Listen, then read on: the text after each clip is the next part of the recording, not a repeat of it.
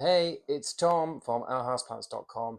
Today we're talking about how often you should water your snake plant to stop stuff like this happening.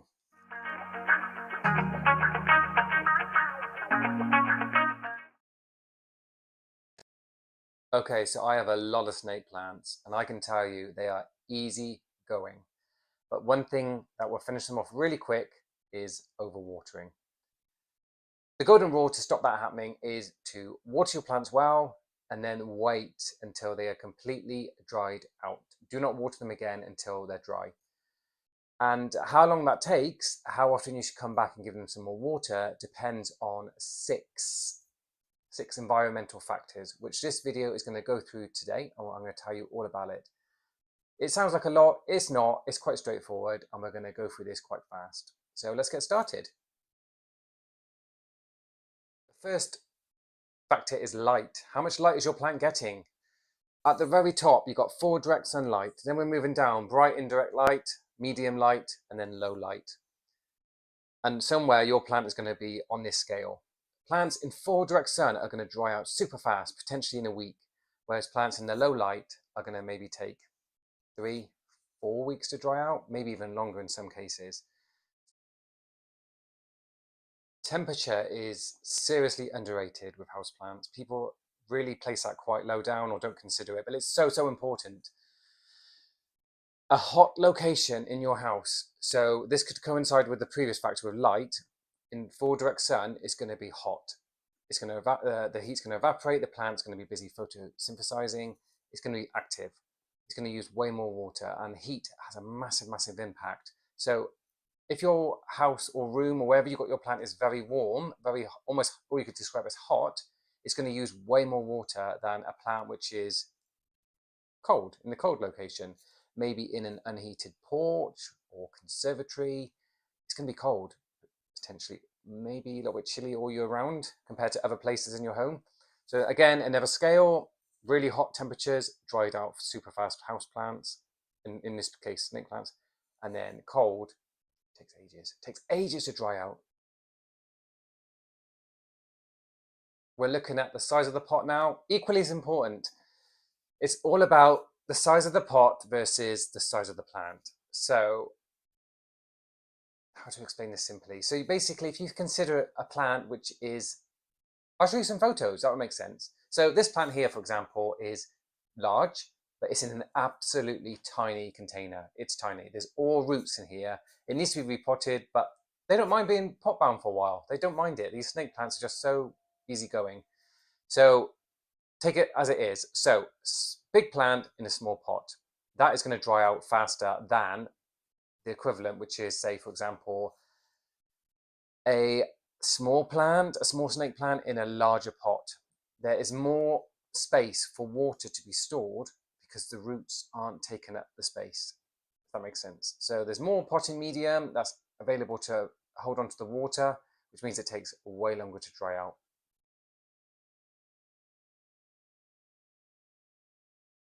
Okay, so the choice of potting medium is really important. Some people will go for everyday standard compost potting soil. That's probably okay. I don't personally recommend that because of what I'm about to say, which is that those type of soils will hold on to a lot of water. That's fine for some houseplants, snake plants. Based on what I said earlier, you probably should remember they want to dry out. They want to get the water, they absorb it, they use it, then they want to be dried out. So theoretically, the quicker they dry out, the better in some ways. So I don't personally recommend potting everyday potting mixes as they are because they just hold onto so much water. But you can of course use that, and then you can add things to it like perlite or grit, sand and things like that to keep it open, free draining, to let it dry out faster. But it's up to you. However, in terms of this, the factor is if it's just standard everyday potting soil, it's going to hold on to a lot more water than a potting mix which is more open and free draining. Factor number 5. So now we're going to talk about humidity. Now, humidity is important, but it probably isn't. The reason I say this is because in everyday humidity in your home, something between 30 and 60% is probably normal for most people without you doing anything special or different. That sort of percentage is a typical home. Your snake plant will probably be growing in a typical place in your home, and it will probably be receiving a humidity level between 30 and 60%. That's fine. That's okay. If the humidity is very, very high, higher than 60 or lower, that's less likely to occur because those sort of situations are bottle gardens or terrariums, or you're artificially increasing the humidity, which for a snake plant, you don't need to do that.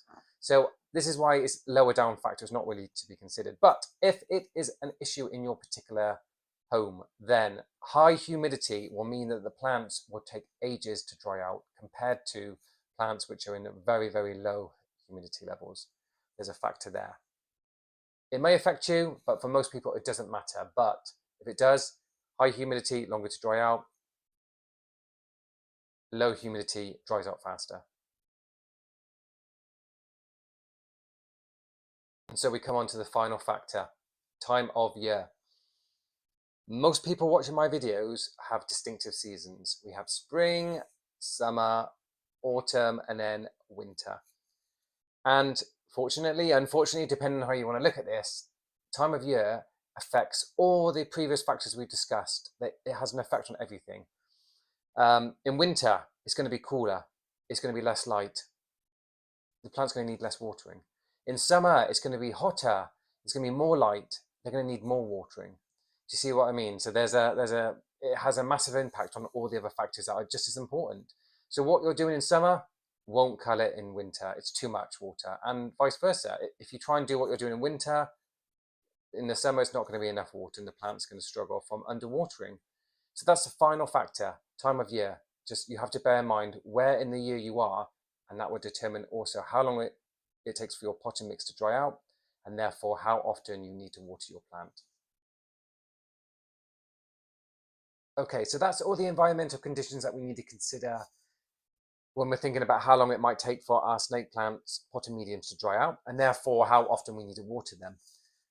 You may have clicked into this video thinking, he's going to tell me I need to water it once a week in summer and twice a week in winter and give me an exact watering schedule. But I can't do that.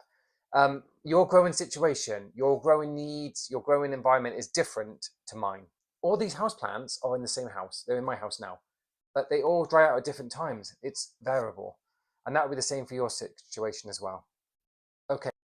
I mean, if you want something as a broad guide, you could say, on all the factors we've discussed, if your plant is growing in a condition or situation that's at the top of the scales on each of the factors that we talked about, full sun, hot, free draining potting mix, it's in an average size container, and it's the summer, then you could be looking at maybe watering once a week quite easily. Whereas if it's the other way around, if it's reversed, vice versa, if it's at the bottom scale, low light, cold, you get the idea. Then you might be watering maybe once a month, maybe even less. So that gives you a rough idea, but you need to follow the golden rule. Once the potting mix is dried out, that's when it's time to water again. Now, on my website, I have an article which basically goes through what I've just told you today, but I also have built a calculator or a quiz.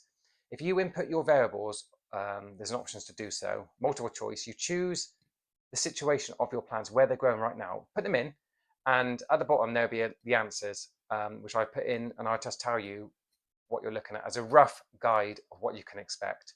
Whether or not it's once a week, once every 2 weeks, once every 3 weeks, a month or more. It gives you an idea of what to expect. So if you're still struggling and you're still not sure, I'll put a link below. I'll put a link to the article, and then I'll put a second link directly to the quiz, so you can just jump straight to that. I hope it's useful. I hope this video has been helpful. If it has, let me know. Thank you for watching, and thank you for your time, and I'll see you in the next one.